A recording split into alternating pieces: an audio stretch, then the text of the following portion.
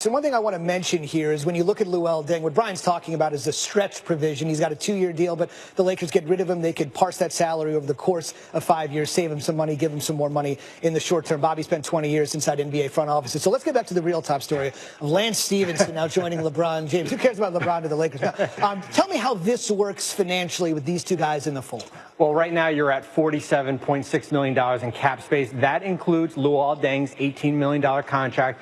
We are not going to use the stretch provision on him. We're going to leave him on the roster right now. As Brian said, maybe we can get something out of him this year. We still have the Julius Randle $12.4 million cap hold. You can exceed the cap and bring back Randle if you'd like. But as Brian mentioned, they are only targeting one-year deal. So is that a $20 million contract? Would Randle do that? Unlikely. So when we slide James in here, well, that's got to feel good for Laker fans seeing that right there. That gets you to $12.8 million. So that is your available room right now. We have Kentavious Caldwell-Pope. We had him projected at $9 million, so we got a nice $3 million bump. Right. Now, that officially happened today, right? That happened about right after the LeBron James announcement. That came right after. So when we slide KCP in there, that gets you to $1.7 million in room. And what the Lakers did, they had the room mid-level exception available. And you can use that exception to exceed the cap. So Lance Stevenson comes in. Here we go. This will be a swipe for the ages, Bobby. Do this one right. Here we go. We had him at $1.5 million. So Lance got a nice $3 million bump. We slide Lance in, and there you are. You can exceed the cap. We see it's $2 million, but because you use that room mid-level, this is your Laker roster. And what that does is that eliminates DeMarcus Cousins from the conversation. So he's out if this happens. He is out of the conversation unless you renounce the Julius Randle hold, 12.5, and you stretch Luol Deng. Probably unlikely right now, and who knows what Cousins is looking for. I don't see him taking a one-year, $20 million contract right now. Okay, just take me inside real quick as we take a look at these numbers. You spent 20 years inside front offices. Just from what's happening on a minute-to-minute basis, you've been on phones back in the day, BlackBerry, I'm sure, right? You were doing this, right, back in the old days. What is it like right now inside the Lakers' War Room Brain Trust? Well, they've had this orchestrated. This is what they were planning for. They were planning for a LeBron James, and basically, if you couldn't get Paul George or Chris Paul, what are some of the side pieces? What are the one-year guys who are going to come? I talked to Mark Bartelstein, the agent for Lance Stevenson, right before I got on, and he said it was a one-year contract. This is what the Lakers are offering right now, one-year contracts, and he felt that Lance would be a good fit, especially reuniting with LeBron James, two players who battled against each other for a while. But this is where they are. Zubin, the interesting part is this is going to make a Kawhi Leonard type trade extremely difficult. I won't say unlikely, but very difficult, because the Deng contract is not tradable unless you are going to move probably two first round picks. The Randle contract, he can't be traded unless he agrees it's a sign and trade. Now you're looking at Lonzo Ball, Kyle Kuzma, Brandon Ingram, Josh Hart, to try to get the money where Kawhi Leonard is. He's making $20 million. To get that to close to $17 million is very hard to do unless you want to clear the deck and trade all your young players right now. And that's even if the Spurs would even take those players back. It's a very salient point that Bobby makes. You got to think about this. Stephen A. Smith was on earlier at 10, and he essentially said the Lakers are putting sort of an unofficial drawing a line in the sand. We're going to go on this Monday. We're going to work on Kawhi Tuesday. If not, we're moving on to somebody else. He's still in play, but as Bobby says, it's going to be extremely difficult to bring the SoCal kid from Riverside back home. Bobby, thank you so much. Let's take a look at the odds of this particular juncture as the Lakers are currently constituted at 7-2. So think about that. The Rockets nearly dethroned the Warriors without Chris Paul, and the Lakers with one move have zoomed past them. As Rachel said, the Lakers-Celtics rivalry now back in full bloom, both at 7-2. But what's most important at this very juncture, the Warriors can't be shaking in their boots. Vegas has them as a ridiculously overwhelming 10-11 to win the title. But as Bobby said, the Lakers may not be done. Amazing. And look at the Cavs down there at 500-1. They need a telescope to see LeBron and company at this point.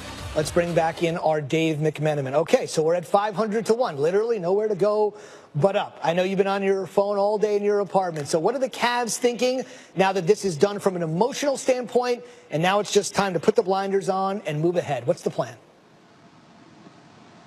Well, I think, first of all, the Cavs better get their heads together and do something to acknowledge that this news has happened. You go to Cavs Twitter, nothing. Nothing? Cavs Instagram, nothing.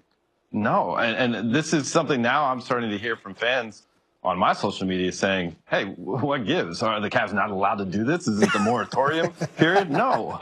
And so, the news has been out several hours. I understand the shocking nature of it, but, I think at some point, you mentioned earlier on the show, ESPN put together a super highlight cut of all LeBron's best highlights. Cavs should do the same thing. I think at some point you have to acknowledge what they were able to accomplish together the last 4 years between Dan Gilbert and LeBron James coming back together, putting aside their differences. The quote that LeBron's camp likes to use, progress over pride, and doing kind of the unthinkable. If you took it back 8 years ago, no one would have thought that we would have this scenario where both LeBron saying that he has a great working relationship with Dan Gilbert and Dan Gilbert calling LeBron James a partner. Whether that was lip service or not, they were able to exist together for 4 years and do something that's quite memorable in the city of Cleveland. So I would expect some sort of public acknowledgement. And then, again, they have already put the wheels in motion to be a team without LeBron James. Last year, they signed Jetty Osman instead of Jamal Crawford, trying to invest in their future.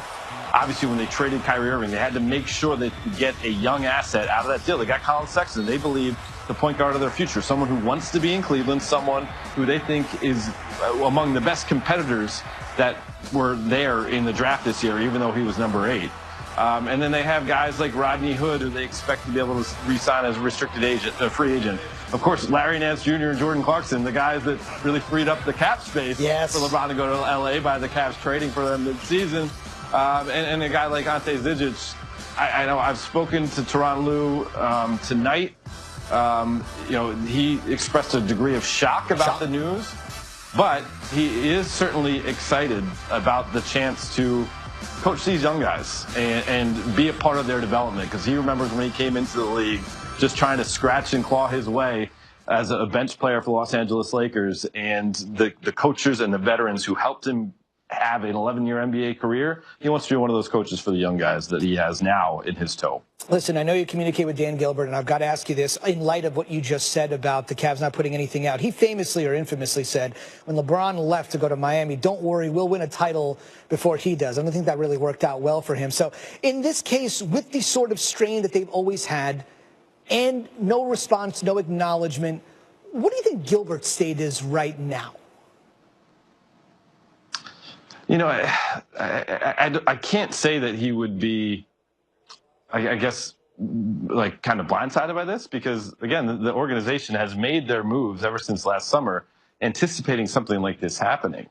I would imagine he also learned by the backlash, not only to his public reputation for what he did in 2010, but to the bottom line. He's a businessman who wanted to do business with someone who was making the price of his fatheads, in reference to Benedict Arnold's birthday, if you remember back then. Yes. So I don't imagine any sort of extreme reaction.